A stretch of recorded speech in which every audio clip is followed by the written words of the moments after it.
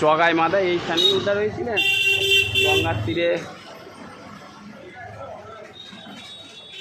আর শিবা সঙ্গন মন্দির ওইটা, হ্যাঁ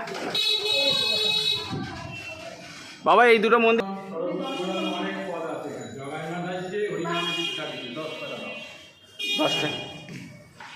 10 টাকা কার কাছে খুচরা আছে?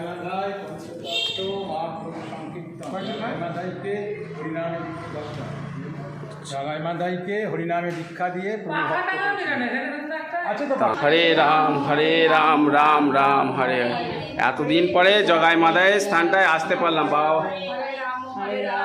দেখতে পাচ্ছেন জগাই মাদায় হচ্ছে আমাদের জয় বিজয় হয়ে এসেছিলেন, এই যে জগাই মাদায়। আর ওইদিকে গৌর পার্ষদ, এই দেখুন নিত্যানন্দ দীক্ষাস্থান।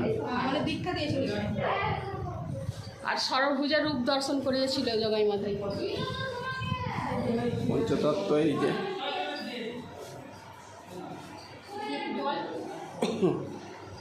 তো জগাই মাদাইকে দীক্ষা দিয়েছিলেন, কিন্তু উদ্ধারও করেছিলেন। উদ্ধার করার মানে গঙ্গার ধারেতে উদ্ধার করে এখানে দীক্ষা দিয়েছিলেন এই স্থানটায়।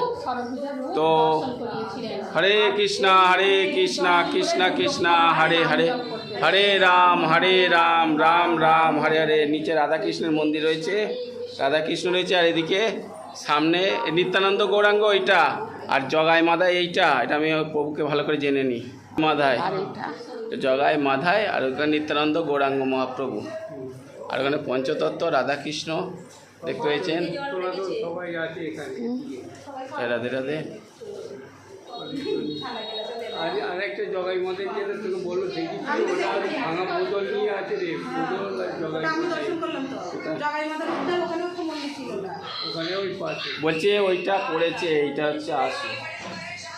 রাধে রাধে। জগাই মাদায় উদ্ধার কত জায়গায় করেছে এক জায়গায়, এইটাই হচ্ছে আসল। আপনারা দেখতে পাচ্ছেন।